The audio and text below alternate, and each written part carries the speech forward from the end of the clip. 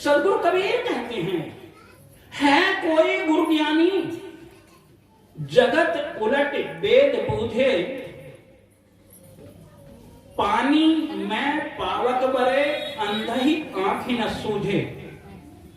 गाय तो नहार खायो हरिन खायो चीता, काग लंगर फांद के बटेर बाज जीता।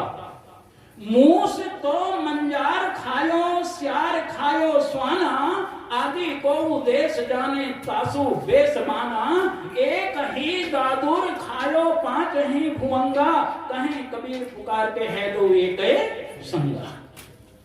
है कोई गुरु ज्ञानी, सदगुरु कबीर कहते हैं, क्या इस संसार में कोई गुरु ज्ञानी है? कैसा गुरु ज्ञानी है? प्रश्न खड़ा होता है, कैसा गुरु ज्ञानी ढूंढ रहे हैं? कहा जगत उलटे वेद बूझे, जो जगत को उलटते और वेद को जान ले, बूझे नाम जान ले।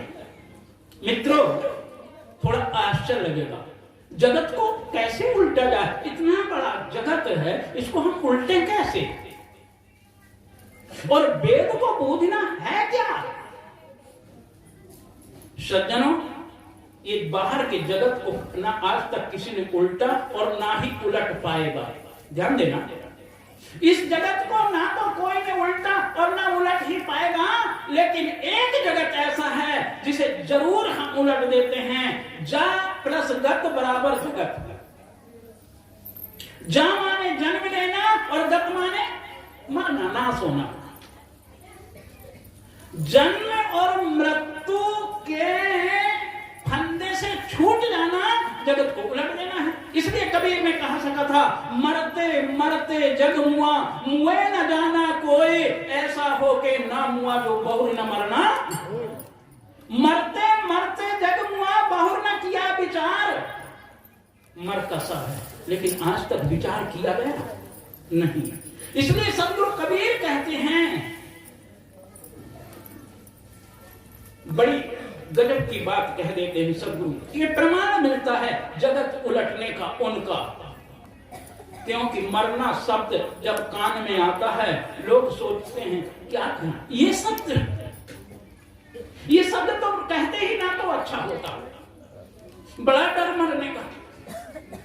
और देख रहे हो आप सब, हमारे पूर्वज जितने थे सब चले गए, हम भी नहीं रहने वाले हैं, लेकिन डर इतना बड़ा।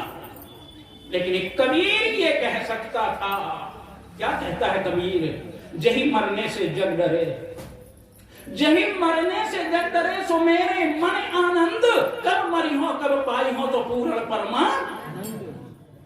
वो थे कबीर। इसलिए कबीर अद्वितीय हैं, उनके बराबर का कोई नहीं।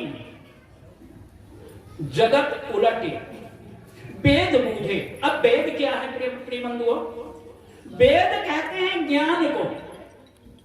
वेद का तात्पर्य होता है ज्ञान।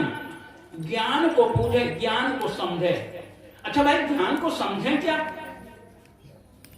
ज्ञान को इसलिए समझना है कि आज तक जितने भी जगत में ये महापुरुष हुए हैं, या तो देह को अपना मान लिए हैं, सब कुछ देह, इसलिए वो कह सके थे, यावत जीवेत सुखं जीवेत ग्रहण कृत्वा घृतं पीवेत भस्मीभूतस्य देहि पुनरस्य कम न होता। जब तक जियो सुख से जियो। अगर पास में पैसा ना हो तो ऋण लेकर के घी पियो। मरने के बाद किसने देखा है? कौन जानता है कौन मरता है? लेकिन प्रिय बंधुओं, विचार करना। इसीलिए अंग्रेजी में किसी कहावत में कहा था किसी महापुरुष ने, it drink and B Mary, खाओ पियो मौज करो। लेकिन ये शब्द, चाहे वो कितने बड़ा वैज्ञानिक हो, ये कितने बड़ा धर्म नेता, कितने बड़ा राजनेता हो, या कितना ही बड़ा अभिनेता, केवल ये शब्द ओंठ से कह रहा है, अंतःकरण को छूने वाला शब्द नहीं। मैं आपसे पूछता हूं, अगर आपने एक शर्ट बनवाई है क्या आज के लिए ही है? कल उसका उपयोग नहीं करेंगे आप?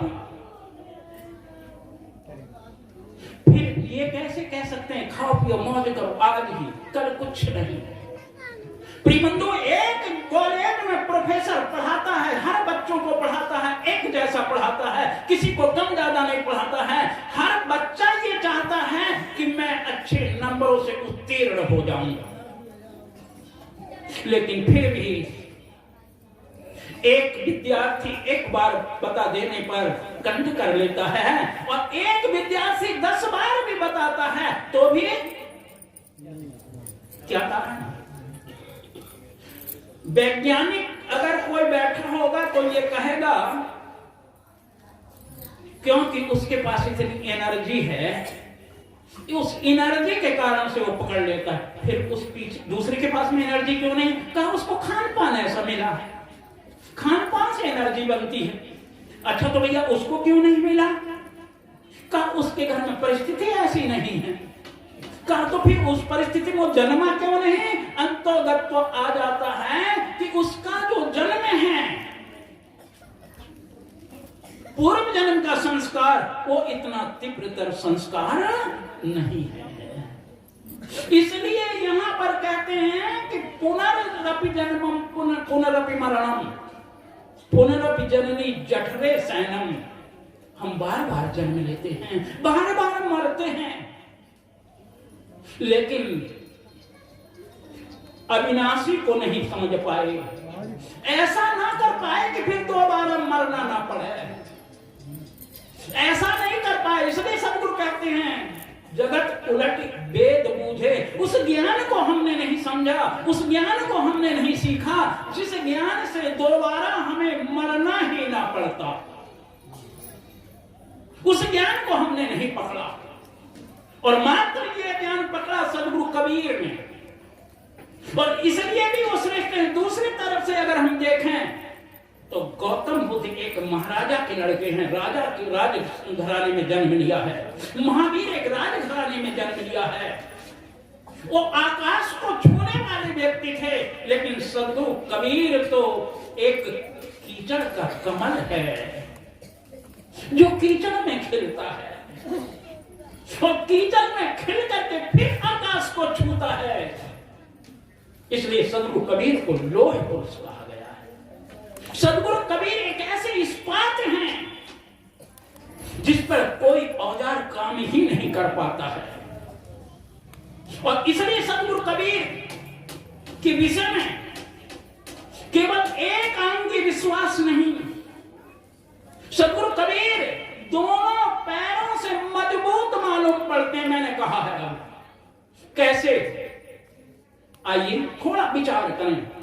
मेरी हर बातों पर आप विचार करिएगा, विचार के बिना कोई बात बोलना नहीं है। सदगुरु कबीर आज के 625 वर्ष पूर्व इस धरातल में आए। कब आए? इस धरातल में 625 वर्ष पूर्व आए। मैं कहता हूं कि सदगुरु कबीर केवल धर्म नेता ही नहीं थे, वो भौतिकवाद के इतने बड़े वैज्ञानिक थे कि जिनका विज्ञान आज संविधान तक में मान्य हो रहा है। सदगुरु कबीर ने उस समय कहा था, को हिंदू को तुर्क कहावे एक देवी पर रहिए। कौन शूद्र है, कौन ब्राह्मण है? आज संविधान में आप अरे स्त्री और पुरुष का आधे बसे, पुरुष आधे बसे दोए। सदगुरु कबीर ने उस समय कहा था। आज संविधान में बराबर का हक है, लेकिन भूल गई तो भी हमारी माताएं भूल जाती हैं। संभव नहीं 3 काल में भी कि बराबर का हक हो जाए, हो नहीं सकता है। क्यों नहीं हो सकता है? तो क्या संविधान में गलत लिखा है? बिल्कुल गलत लिखा है। मैं इस चीज का दावा करता हूं, आप लोगों से पूछता हूं, हर बच्चा मां के गर्भ में 9 महीना रहता है। अगर बराबर का हक है तो रखिए, 4.5 महीने आप भी गर्भ में रखिए। और 4.5 महीने मेरी माताएं गर्भ में रखें। क्या 3 काल में कभी संभव हो पाएगा? है कोई माई का लाल जो इसे संभव करके दिखा दे? कदापि नहीं। अरे 6 महीने गर्भ की तो बात छोड़िए, 6 महीने अगर टट्टी पेशाब साफ करना पड़ जाए आप लोगों को तो पता लग जाएगा आप टट्टी पेशाब साफ नहीं कर पाएंगे। फिर आप कैसे बराबर का हक कहते हैं? संभव नहीं है कभी भी। इसलिए मेरी माताओं का हमेशा अधिकार अधिक रहा है और इसलिए वेदों में अपाला, घोषा, सीता, सावित्री, अनसुईया, गार्गी इतनी महिलाओं के नाम आए हैं जिन्होंने वेदों में भी ऋचा बना करके वेदों की रचना की है। प्रिय बंधुओं, मैं एक पॉइंट और रखना चाहूंगा, वह यह है कि सद्गुरु कबीर विज्ञानवादी थे, महान वैज्ञानिक थे। सद्गुरु कबीर ने उस समय कहा था, पानी में पावक बरे अंधे आंख न सूझे। पानी में अग्नि जल रही है लेकिन अंधे की आंख में नहीं दिखता है। और दिखेगी क्यों? जब अंधा हो तो दिखे कैसे? मित्रों, 625 वर्ष बाद ये बात जो कही गई थी, आज के 150 वर्ष पूर्व इस पे वैज्ञानिकों ने स्पष्ट करके दिखाया है। ये जो आज आप प्रकाश ले रहे हैं बिजली का, आज जिससे नाना प्रकार की मशीनें, कल कारखाने चला रहे हैं, इसकी उत्पत्ति कहां से है? पानी में पावक बरे है। पानी से बिजली की उत्पत्ति है। 150 वर्ष पूर्व इसका आविष्कार हुआ। और सद्गुरु कबीर ने कब कहा ये बात को? 625 वर्ष पूर्व। बोलो, सद्गुरु कबीर वैज्ञानिक थे या नहीं? महान वैज्ञानिक थे। इसलिए उनका जो विज्ञान था, धर्म के ऊपर जो उन्होंने अपना विज्ञान चलाया, भौतिकवाद पर अपना विज्ञान चलाया, रहस्यवाद पर अपना विज्ञान चलाया, व्यवहारवाद पर अपना विज्ञान चलाया।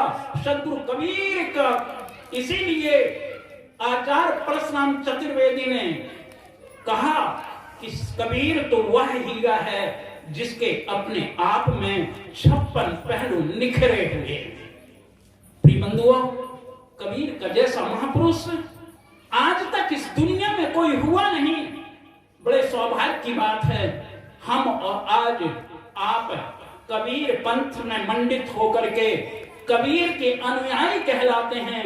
लेकिन जब मुझे दुख लगता है, जब कबीर के अनुयायी होते हुए भी वही जो अभी हमारे साथ जी ने कहा कि कबीर के अनुयायी तो हो गए लेकिन अनुयायी को हटा दिए और क्या बन गए हम? केवल एक मात्रा को हटाए, एक मात्रा अनुयायी, तो बन क्या गए? अन्यायी। क्यों अन्यायी बन गए हम? क्या कारण है? क्योंकि हमने कबीर का कहा नहीं माना। सद्गुरु कबीर ने कहा था, जहां अमल सो सबे हरामा। सद्गुरु कबीर कहते हैं जितने भी अमल हैं वो सब हराम हैं, लेकिन हमारी आदत पड़ी है, जिसकी जो आदत जाए नहीं जी से और नींद मीठी लग नहीं चटकी चाहे खाओ गुड़ और। इसलिए प्रिय बंधुओं, हमें अपनी आदतों से बाहर आना चाहिए, आदत छोड़नी चाहिए। साहब ने कहा था, आदत बुरी सुधार लो बस हो गया। कितना भजन करोगे, कितना गाओगे, कितना बैठकर एकांत में भजन करोगे, लेकिन यदि तुम्हारी गंदी आदत नहीं छूटी है तो आप, अरे साधु संत की तो बात छोड़ दीजिए, इंसान भी नहीं है, इंसान भी नहीं है। यदि आपने अपनी आदतों पे, इंसान वह होता है जो अपनी आदतों को छोड़ करके, अपनी गंदी आदतों को छोड़ करके सदकर्मों में लग जाता है, वो इंसान है। और जो दूसरों के काम आ जाता है वो महान हो जाता है। इसलिए महापुरुषों ने कहा था, एक पद का छोटा सा एक उदाहरण दूंगा। संकल्प हो हमारा इंसान हम बनेंगे, संकल्प हो हमारा इंसान हम बनेंगे, इंसान बन गए तो भगवान भी बनेंगे, इंसान बन गए तो भगवान कहीं अलग से नहीं है मेरे मित्रों। जब तुम अपने सारे दुष्चरित्रों का परित्याग कर देते हैं, सारी गंदी आदतों को आप हटा देते हैं और आपके अंदर में सट ऐश्वर्य की जागृति हो जाती है, आपके समान ही ईश्वर है, कोई दूसरा ईश्वर अलग से है नहीं। इसलिए माया ईश न आप कहे जान कही सो जीव, बंद मोक्ष प्रद सर्व पर माया प्रेरक शिव। अधिक न कहते हुए, क्योंकि समय कर रहा इनकार है, सबके हृदय में बैठे हुए उस परम पिता को मेरा नमस्कार है।